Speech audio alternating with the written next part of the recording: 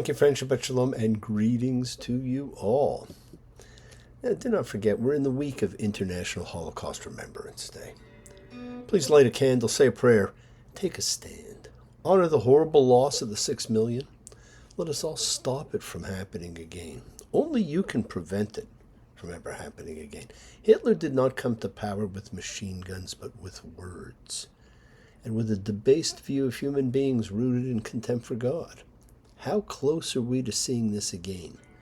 It's happening all around you, and there's been an insidious cancer growing amongst the populations it seeks to isolate as it divides and conquers from within. The warnings of thousands of years ago echo through eternity. Beware the mob. Now, have you noticed that quite often during the first couple of weeks of January, when you speak with someone or email someone that you haven't spoken to since last year, or all of like 3 weeks ago now, they ask you, how's your new year going? Well, we are in a new year, another new year, another new day, another new time, another new way. But is it ever any different? I want to know. Now, I hate to tell you, only you can actually make it different. If every day of every year is the same, you've only lived one day. There's 365 days in a year, 365 opportunities for you to shine, to live your life as you want, as it was meant to be. Well, we are in another new year. Make this your year to actually be you. And of course, in a few weeks, we see the change in year being celebrated a world away as we enter the year of the horse, a beast with a royal pedigree. Now, it's the 7th year of the 12-year cycle of the Chinese zodiac, and it is the fire horse. And that's one of 5 modalities attached to each animal in the zodiac, creating not a 12-year cycle, but a 60-year cycle. Horses are lively, sociable, and independent. They are natural leaders who push forward. They never turn away from a challenge. Find those traits within yourself as you get ready to enter another new year. And then a month after that, with the spring equinox, there are more New Year's coming. So you have a lot of opportunities to make changes in your life. New Year's always make people think of resolutions to do things differently. And it always, brings up an interesting question for people. How do you keep your resolutions? For the most part, we don't stick to them. So how? The answer is any way you can. But first, try picking realistic resolutions that you have a real need to inculcate in your life. Now, I love doing an annual or biannual vision board during which you get to create a new blueprint for life by cutting out pictures representing the wants, needs, and desires of life and making a visual picture of where you want to be and go. A visual blueprint allows more people to build your life's future, and it's always a chance to think about what you want, what you need, the whys. I was asked to lead one scheduled for a combination celebration honoring the Chinese New Year and the non-Jewish festival of love, Valentine's Day. And because it's not computer generated, it invokes and involves all of our senses in order to engage us more completely. We are designed to be sensually engaged in life, as we are when we celebrate events and holidays, Sabbaths and gatherings. So make sure that you do engage all of your senses and create a new year for yourself and a new life for yourself. And of course, it's also the beginning of the year was the show over in Switzerland where the global elite land in their private jets and talk about things. But it was different this year because the Board of Peace was established, starting in the Middle East, but hopefully its goal is to actually spread and be what the United Nations was designed to be, but certainly never achieved. And how interesting that none of the Europeans actually wanted to join it. You know what, friends? It's time for change. And it's time for change in how the world runs, and it is time, finally, for peace everywhere. Everyone's talking about bagism, shagism, dragism, madism, ragism, tagism, thisism, nadism, isn't it the most all we are saying is give peace a chance. Now, released on the World from the Queen Elizabeth Hotel in Montreal in 1969, a phrase of promise that's gone nowhere in the 55 years since its call. And over the course of the last few years, I've watched how Davos has changed since I was invited there many years ago. That it actually sought solutions, or I naively believed, to real problems. But now it simply spreads panic and derision, and nobody really cares anymore. It has become a playground for the wealthy global elitists, who probably always was, who have over the years extended beyond boardrooms and houses of parliament. It's a powerful group in control of more than people actually realize. Now, it's not chaos from Get Smart or Spectre from James Bond, as much as some like to view them. It's not a group of evildoers, but their influence is enormous, and the good that they can do is immeasurable. But power is a very corruptible commodity. But friends, always, doing good for all humanity is far more valuable. And that's what it should really be striving to do. And speaking of influence, did you get a chance to celebrate any part of Martin Luther King Day the other day? A truly great man, a visionary, who over 60 years ago said, "I have a dream that my 4 little children will one day live in a nation where they will not be judged by the color of their skin, but by the content of their character." What an incredible statement. We were so close, but now we are back to judging and emphasizing color and differences, and we do not seek for people to be equal. I don't get it. Isn't that what we truly were looking for? Now, I just thought we were so close, and I don't understand why we've now gone so far away. I was driving along the other day, and a classic Christmas song came on, which is probably the end of the Christmas songs because the season's pretty well over and people's trees have now come down. I still see them lining the streets for the garbage trucks to pick up. And the words of the great Gene Autry struck me. Here comes Santa Claus, here comes Santa Claus, right down Santa Claus Lane. He doesn't care if you're rich or poor, for he loves you just the same. Santa knows we're all God's children, that makes everything right. Fill your hearts with Christmas cheer, 'cause Santa Claus comes tonight. Now, while Santa never came by my house when I was young, I chalk it up to the list I was probably on, I was struck by the emphasis on all being equal in that song. All being equal in the eyes of God. Isn't that the truth? And isn't that the message Martin Luther King Jr. and even John Lennon were trying to convey? Isn't that the message at the beginning of the Bible, that everything was created by God, all people? There was no differences. We're all God's children. And certainly to God, all are equal regardless of their language, sex, or I guess it's gender these days, color, beliefs. And we relished the freedoms of choice, a right, not a privilege. And that was the world we might have been on the verge of. And I hope one day we see the likeness, the similarities, not the differences. We get to freely choose to embrace unity. There is no need for war and hate. They are ego-driven. But once again, they dominate the resources of life. But not with us, a like-minded group, as we observe as a community, a collective consciousness of seekers showing faith. Any and all faith, because all are welcome. Love, any and all love, because all are welcome. We are a true chavura, fellowship. So we express our nature of kindness, compassion, thoughts, feelings, hopes, dreams, and wishes that unites us all in this community house of spirit, Beth Ruach.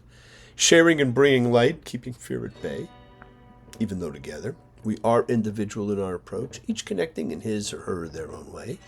So once again, please go ahead and invite everybody you know. Some physically, some digitally, psychically, emotionally, spiritually, to gather and share from Psalm 133, the c0me Matov, come together. Any way you want to come together, my friends. c0me Matov, Shevet Achim Gam Yachad. c0me Matov, Shevet Achim Gam Yachad. How good and how pleasant it is for brothers and sisters together. Community.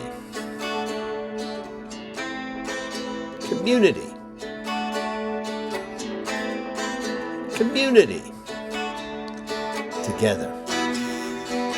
And we are together in this community because we support each other in this community.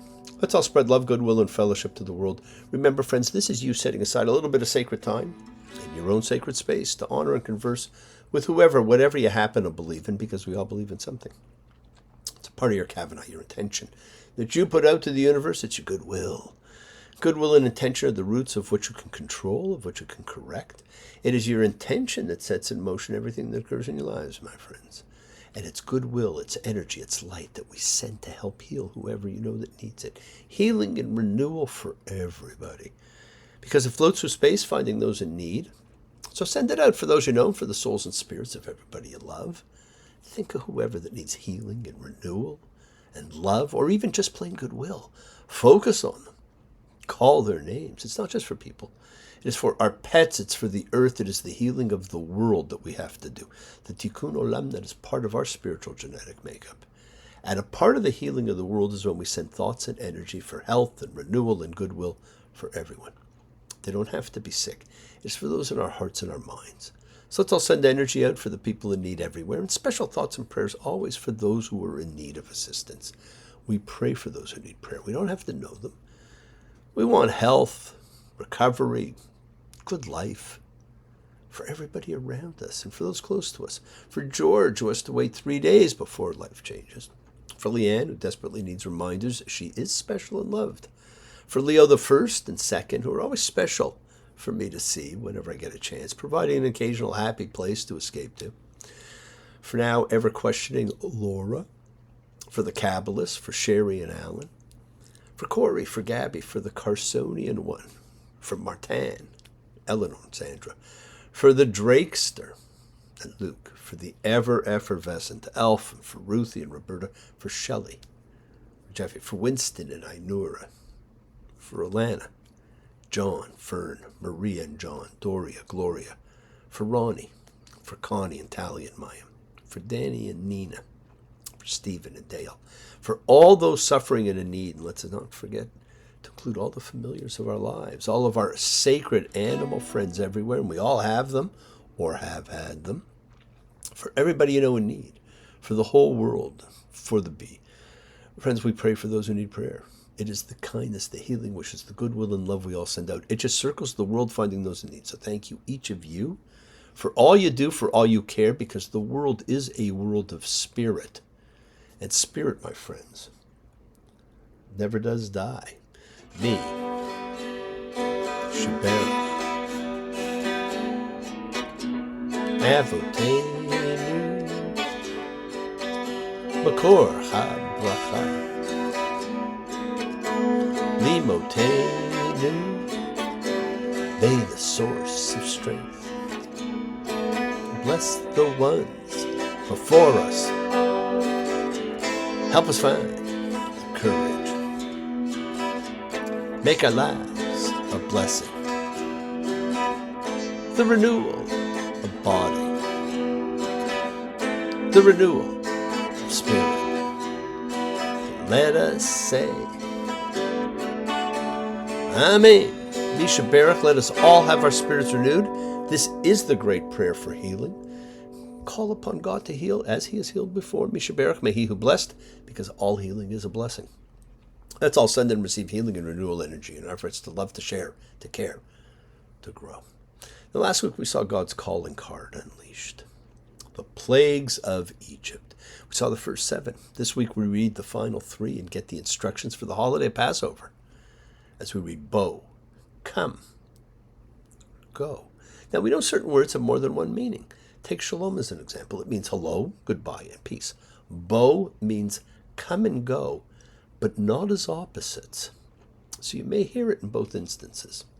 Exodus 10:1, and God said to Moses, come to Pharaoh, because I have made his heart and his servant's heart heavy for the purpose of my setting these signs of mine among them, and for the purpose that you will tell in the ears of your son and your son's son about how I abused Egypt, and about my signs that I set among them, and you will know I am the Lord.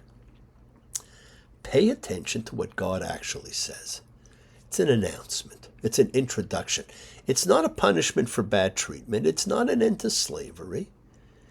You almost have to feel for Pharaoh, whose free will is now completely taken away. God has just told us he has made Pharaoh's heart heavy to prevent him from letting the people go, even if he wants to, for the purpose of introducing himself to the world. We don't think of God like that. Now, these final plagues are truly brutal. And then we get instructions for the Bible's most important holiday, Passover, which isn't actually called Passover. It's called the Festival of Unleavened Bread, matzah, that so many people hate, but I love. Passover was the most important holiday in the Torah. It is the festival of freedom. Freedom is not a long ago celebration, my friends, but it is an all-time one, which is why you were to celebrate as if you were being freed, because it is you being freed. Freed now from whatever enslaves or confines you, and we are all still slaves. We've already survived many of the plagues. We recite them during the Passover festival as a reminder, with our knives in the wine, dripping it on the plate. Blood, the life force of man, the one true forbidden food, his ki, his soul, his nefesh, his ruach, his spirit, it flows through the blood. Frogs, a nuisance. They point to the warts of life. Lice, vermin, pests, bloodsuckers, beasts. It's not really beasts, it's really swarming creatures. The swarming mob that interferes with life, it can sweep you up as a member or a victim.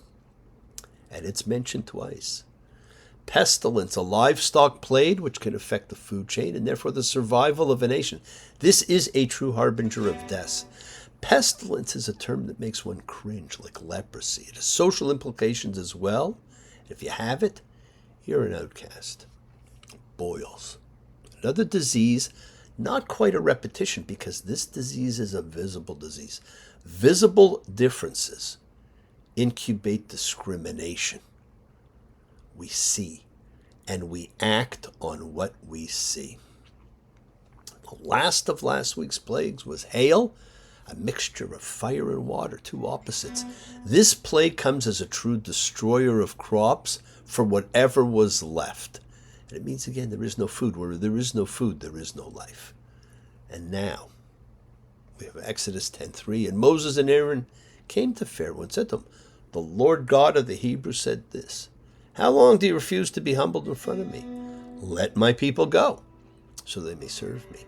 Because if you refuse to let my people go, I'm bringing a locust swarm in your border tomorrow. It will cover the eye of the land. And one won't be able to see the land. And it will eat the remains of what has survived that is left to you from the hail. And it will eat every tree that is growing for you from the field. Basically, there will be nothing left. Now, isn't that enough to say, okay, you win? You would certainly think so. But it doesn't serve God's purpose to have Pharaoh say that. It is God who keeps hardening Pharaoh's heart. Pharaoh is a slave. He is nothing but a tool of God in this whole section. The 8th plague was locusts, Rabbi. Exodus 10:12. And the Lord said to Moses, stretch out your hand over the land of Egypt for the locusts, that it may come up over the land of Egypt and consume all the grass of the land that the hail has left behind. Covered the eye of the land, and the land went dark. Consumed all the grass of the land and every fruit of the tree that the hail had left. Nothing green in trees or in grass of the field was left in all the land of Egypt. Friends, this is so many locusts, you actually couldn't see anything else. And here we have the second of the swarming creatures, 2 of them in 10 plagues. Now, these doubles always tell you something. Right, with name calling, with dreams. Here we have 2 plagues that are, in effect, the same warning. This warning is the great danger of the swarming mass. Take heed and beware them more than ever today. Locusts are a creature which contribute nothing. They're the worst kind of natural disaster, feeding off simply what others produce. They produce nothing of their own. They only bring devastation. So at this point, Egypt's really finished now. There's no more food. There's no more riches. just devastation and starvation will be left. That's all there is. Did there really need to be 10 plagues? No. But 10 is that magic number. Plagues, commandments, landing zones on the tree of life. Pharaoh calls Moses. Says he sinned against God. Would Moses intercede on his behalf? Well, Moses does. And the Lord turned back a very strong west wind, and it picked up the locust swarm and blew it to the Red Sea. Not one locust was left in all Egypt's border, but it goes on. And God strengthened Pharaoh's heart, and he did not let the children of Israel go. And the Lord said to Moses, reach out your hand at the skies and let there be darkness on the land of Egypt. And one will feel darkness. Chosheth, darkness. It was a palpable darkness. This 9th plague is another of those weighty plagues that represents the undoing of creation. The first thing we saw created was light. That is now going to be taken away with this plague of darkness. There is such darkness you can't see the hand in front of your face. There is no light. That level of darkness leaves you completely paralyzed, completely afraid to move. This plague strikes at the third of the 3 Thanksgiving prayers. Drink and food have been struck, and now the candle lighting, that thanks God for giving us fire, light to see. Light conquers fear. When we see, we do not fear. Well, now we have no light at all. All we will have is fear. In so many ways, this plague is probably the most prevalent in people's lives today. How many of us still live in darkness? What is it we refuse to see? Do you fear the light because it hurts your eyes? Are you so used to being in the dark? What can we each do to help bring more light to ourselves and to the world? You can certainly start by bringing it into your own life. And when you do that, you automatically are helping bringing it into others' lives too. Shadows are falling, and I've been here all day. Too hard to keep, the time is running away. Feel like my soul has turned into steel. Still got the scars that the sun didn't heal. Not even room enough to be anywhere. Not dark yet, but it's getting there. Now, I've said it before, not dark yet. Probably the most Talmudic of all Dylan songs, taken from the Pirkei Avot, the Ethics of the Fathers. You hear me refer to that great work. There's plenty of translations out there. So please do get one and read it and enjoy what it says. It's an amazing book. We're not quite finished. There's still one more, the final plague. Purposed mass execution. Death of the firstborn. Makat becharot. Exodus 11:1. And the Lord said to Moses, I'll bring one more plague on Pharaoh and on Egypt. After that, he'll let you go from here. When he lets go completely, he'll drive you from here. It goes so against what will be the 6th commandment, forbidding murder, the intentional taking of life. But, it just doesn't seem right. Moses said, the Lord said this, in the middle of the night, I am going out through Egypt. Notice it says, I am going out through Egypt. That's God himself. Later Jewish tradition, presumably unable to bear the thought of God personally passing through Egypt and causing the deaths, introduced the concept of the angel of death. But there is no such thing as an angel of death in the Bible, only in the Holocaust. It's not a random death. It is targeted execution. Exodus 11:5. Every firstborn in the land of Egypt will die. From the firstborn of Pharaoh, who's sitting on his throne, to the firstborn of the maid who is behind the mill, and every firstborn of an animal. The order has been declared. Every firstborn, period. Still, God will control. He will make this happen regardless. Exodus 11:9, and God said to Moses, Pharaoh won't listen to you. In order to multiply my wonders in the land of Egypt, And the Lord strengthened Pharaoh's heart, and he did not let the children of Israel go from his land. In life, there are things that occur which we find distasteful, morally repugnant, unworthy of humanity. The Holocaust was just one of those things. Today's mindless, continuing hatred of Jews is quite frankly another. But there are certain other things that go against our moral compasses. We do not like them. We try and explain them away or come up with reasons for them that are acceptable. We don't like that the Egyptians would kill Abraham to get Sarah, so it's okay to lie. Except we know it never happened. We don't like Esau's nastiness, so we side with Jacob and overlook all the horrible things he does. Except there is actually nothing pointing to the negativity of Esau anywhere, only of Jacob. We do not like God doing the killing of the firstborn, so we made an angel of death. We do not like Moses ordering the genocide of Moab and Midian, but we make them enemies and deserving of eradication. Nobody deserves to be eradicated. Those are mob mentality messages. Do not go against your moral compasses, my friends. It is your true north. Do not fall prey to the mob mentality. Now, this all is the introduction to the world and the preamble to God's great announcement at Sinai. The people will now leave, and God has determined a particular time and a particular method. Exodus 12:1, God said to Moses and to Aaron in the land of Egypt, saying, "This month is the beginning of months for you. It's the first of the months of the year for you." So now we know the year actually begins in the spring, as it should. And the people are to take a lamb, and this will be used for the Passover ritual. They will take some of the blood and place it on the two doorposts and on the lintel on the houses in which they will eat it. They will eat the meat in this night. They will eat it fire roasted with unleavened bread on bitter herbs. That's it. Those are your instructions for Passover. And I shall pass through the land of Egypt in this night, and I shall strike every firstborn in the land of Egypt, from human to animal, and I shall make judgments on all the gods of Egypt. I am the Lord. The blood will be as a sign for you on the houses in which you are. I shall see the blood, and I shall halt at you. Pesach. Now, it's a word not meaning pass over, but one that means halt. God will stop, will halt. When he sees the blood, move on to the next house.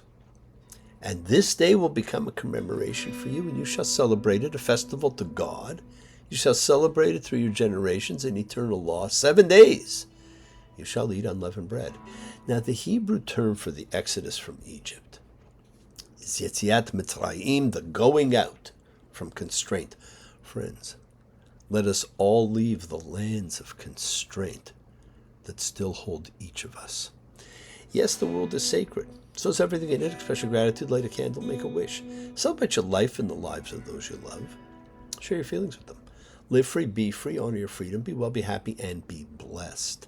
Share and honor the light and all who live in the light, and continue to shine. Continue to send everybody you know goodwill and love. Pray for peace and freedom for everyone, and end to terror and hatred. Remember, friends, we're a community. We learn together, we celebrate with each other, we love each other, we share this ride together, men and women equally. Let's send out love, not fear. Send out peace, harmony, goodwill, and healing to all who need it. And please do learn to forgive, learn to love, including yourself. Open your hearts, honor the relationships of your life. Tell those you love that you love them. There are no differences, even with the Passover ritual. It was the blood. It wasn't a case of tell the Jews to put blood on the doorpost.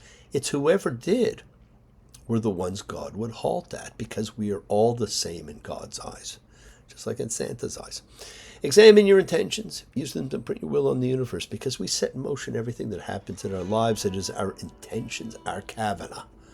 Our cause, our effect, everything's linked. You always have time to forgive and be forgiven. You have the knowledge of what's good and bad.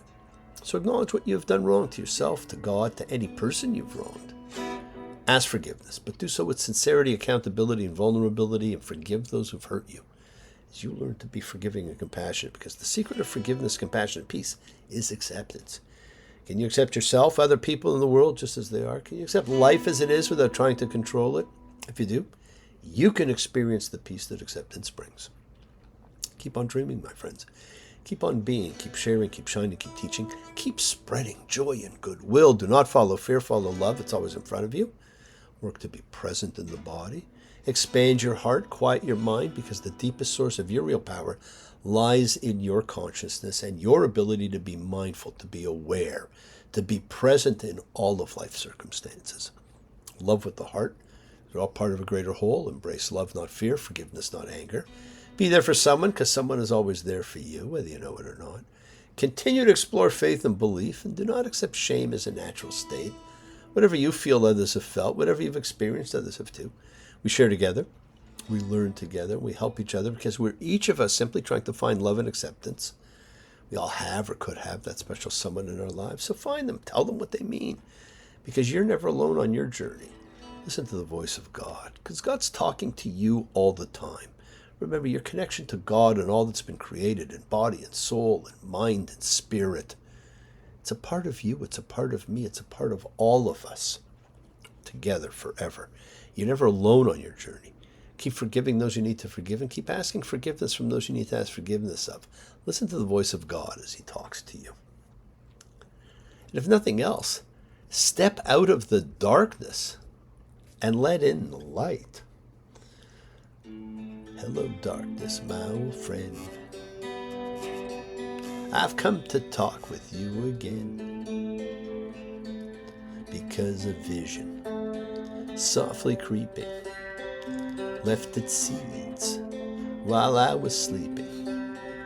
And the vision that was planted in my brain still remains within the sound of silence. Do not live in the darkness, my friends. Thank you for joining me. Shabbat shalom and blessings to you all. Take care. Thanks.